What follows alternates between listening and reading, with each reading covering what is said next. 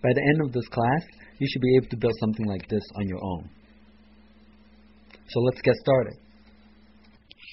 Okay, here's the scenario. For some reason, you want to keep a list of all your best friends' names, and you want a program that prints them out every time you run the program. Not the most practical application, but a good place to start. First, let's find Python and start the application. What you see right now is called the interpreter. Hello, I am the interpreter. It runs the command you type in immediately. Let's first try some of these commands. First, this command will print out hello me.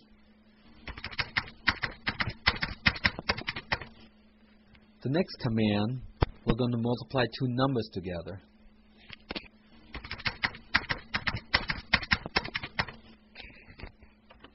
Okay, why don't we add two numbers together now? Or import from a library.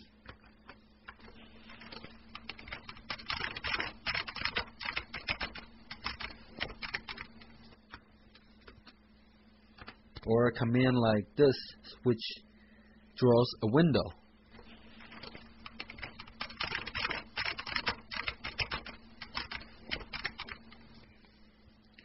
As you can see, you type in the command and it gives you a reply. Of course, if you type in the wrong command, it will give you an error.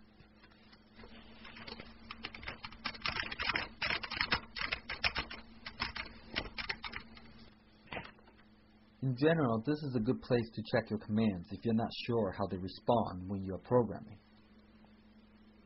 Since the interpreter is not designed to take too much code at once, it is generally preferred to program in text files first.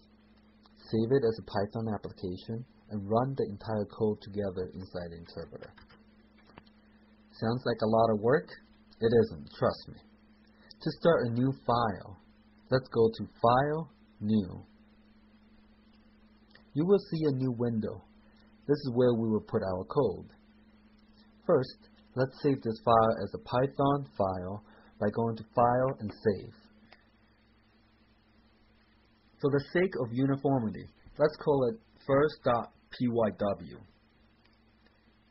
You can really save it as any other name. What's in the name anyway?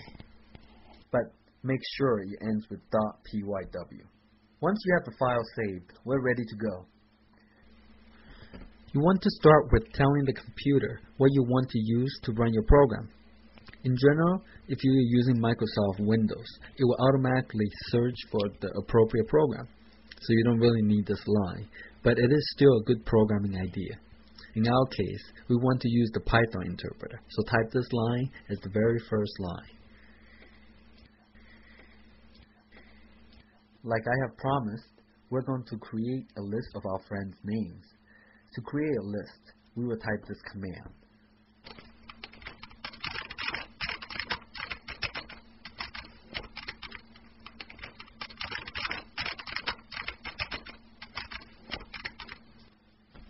As you might have noticed, the sound of the keyboard is actually completely out of sync with the typing. This is supposed to be a joke, emulating the old Japanese movies. As you can see, we have friend list equals to a bunch of elements. Liz, Tom, Ralph. Liz, Tom, Ralph are the elements inside the list, and the list is called friend list. You can make this list as large as you want or as little as you want. For example, if I want to add another friend, I simply have to add another entry.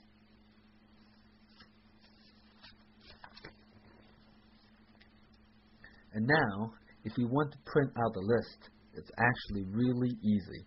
You say print and the name of the list. Python, believe it or not, is known for how similar it is to English. And once you have typed this, you're done.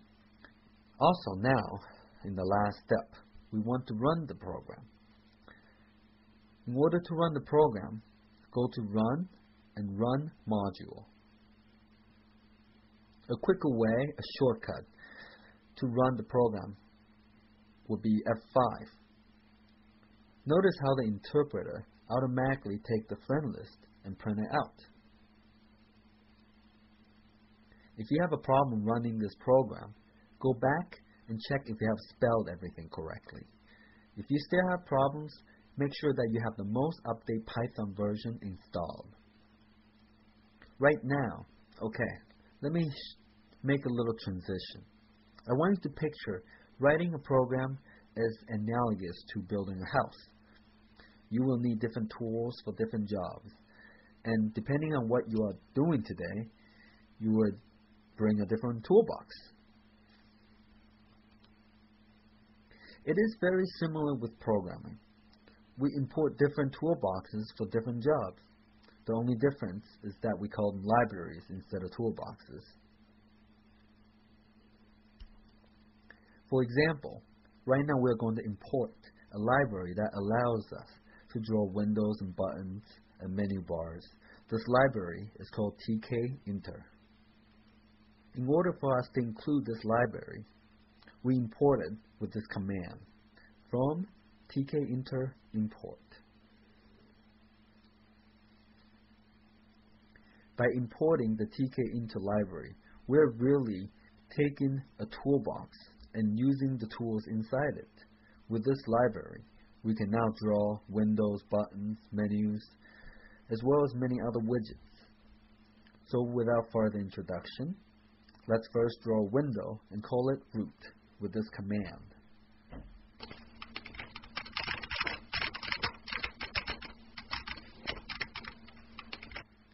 The way graphical interface work is that you first create all the windows and buttons you need. Once you have created them, you tell them to appear. This command we just typed only creates the window. If you want to run the program now, you won't see a window. So to make the window appear, you have to type this following command.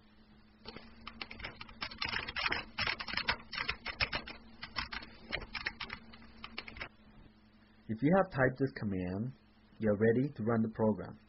To run the program, go back to F5 and you should see this. If you're running in Microsoft Windows, you probably get this error. This is normal. All you have to do is close the interpreter before you run again. Oh. And it should work fine. Try to run again by pressing F5. Good job if you have made the window successfully. Next, we're going to add a list box. The purpose of a list box is to display a list of things. In our case, we will be displaying a list of our friends' names. To add a list box, we will use the following command.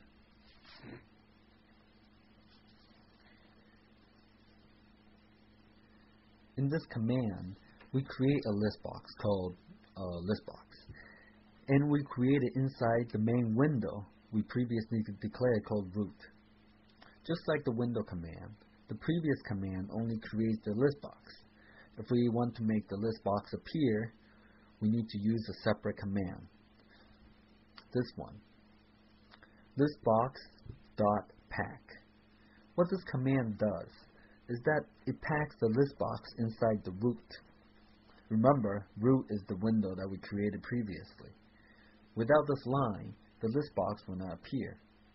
For some reason we will explain later, you want to make sure to have the command root.mainLoop as the last line.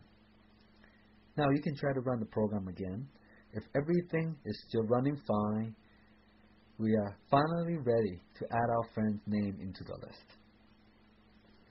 In order for us to add the names into the list, we use a for loop and type this following command: for item in friend list, listbox, insert, and item. It is key to note that the second line is indented. The program will simply not work if you forgot to indent the second line. You can interpret this line as saying that for each item in the list, inserted at the end of the list box. We will explain the detail of the for loop later, so if you have problems understanding this line, don't worry about it for now. Once you have placed this line in the code, run it and watch the glory and get ready for another applause.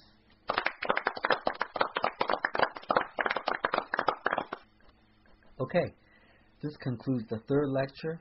For your homework, try to run a program with 2 list boxes. One box contains all your favorite movies, and the other box contains all your favorite books. Your program should look something like this.